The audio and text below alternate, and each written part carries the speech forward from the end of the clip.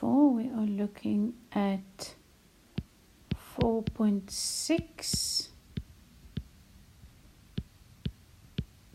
regression and correlation. We are still doing probability, but probability based on statistics, based on info found. What is correlation? It is a measure of the association or the relation between two sets of numerical values.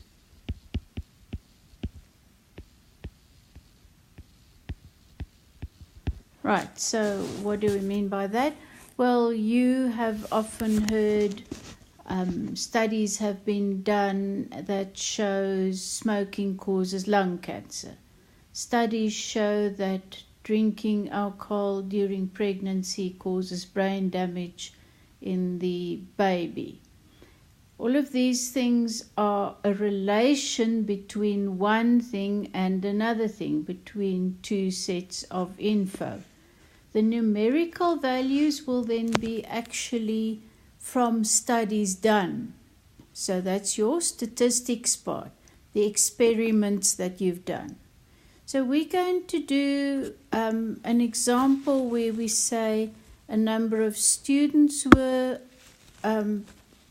followed, and we watched how long, or asked them how many hours did they study for a particular test, and then we looked at the results they got. So if we put the info here, student name, just to show they are different students, time they spent studying in hours, marks they received in percentage.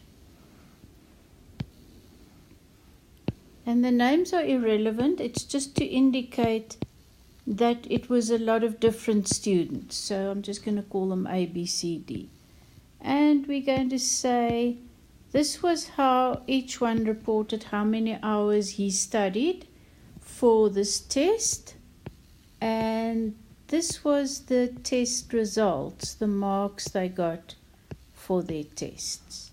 So what we're going to do now is we're going to draw a scatter diagram or a scatter plot. What a scatter plot is you take the actual results that you got and you compare them. So obviously the student names are completely irrelevant. What is my independent variable? My x is the hours studied. Remember again, accurate, right? Use your ruler, mark off exactly to scale. Otherwise your plot has absolutely no meaning. Now what you can do, I see my lowest mark was 30%. So instead of, I want to start 30, 40, 50, 60, 70, 80, but you can see this bottom part is not to scale. So then I put a little zigzag there to say, okay, this part wasn't to scale, but from now everyone is going to go up in 10%.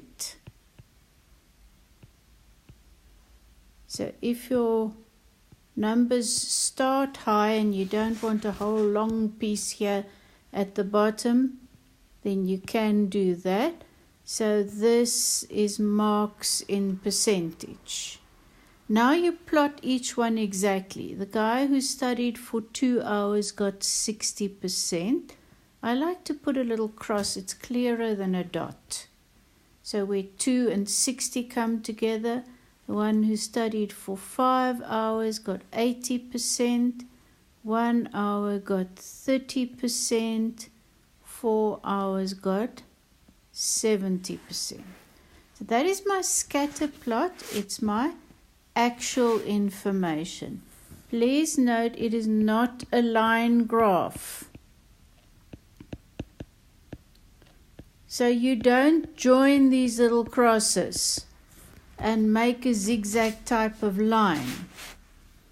What you do want to know is, do these points, and remember generally you will have a lot more than just 4, do they seem to make a straight line, not a zigzag line, one big straight line? So correlation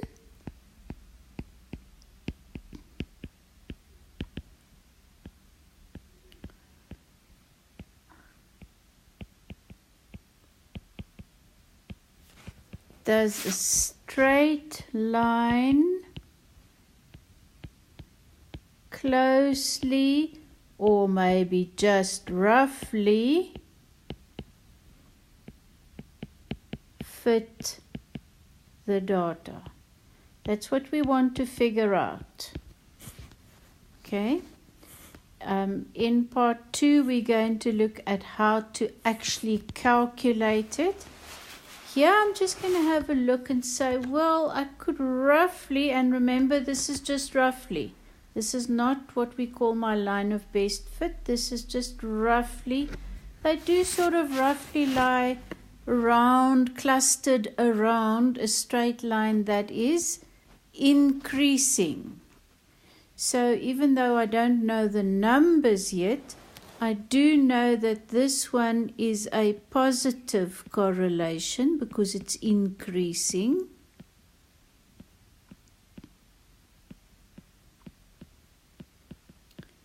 And what that tells me is if I study harder, I do seem to be able to expect a better exam mark. I do get more marks, right?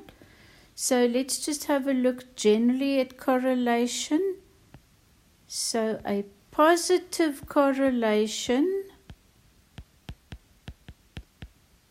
your little crosses would almost never fit an exact straight line, but they do seem to form an increasing straight line.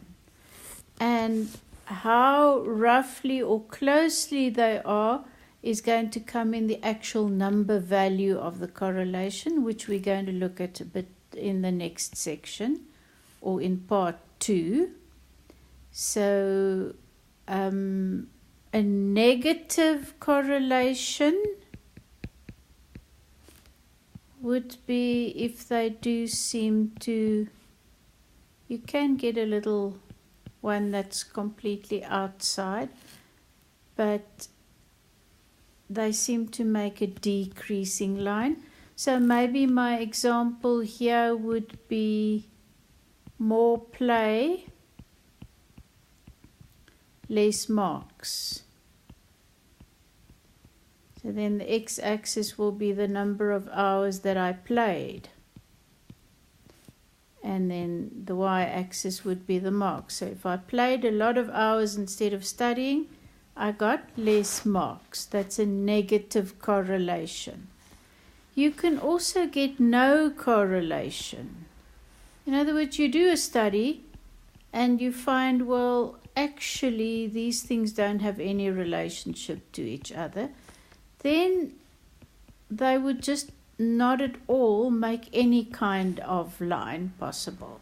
They would just be scattered all over. What would be an example if we had to compare somebody's shoe size to his test results? And you can think your shoe size has absolutely no correspondence to what you will get for your test. So if you did a study like that, you would say there is no correlation. Your points would not at all be even close to a straight line in any direction.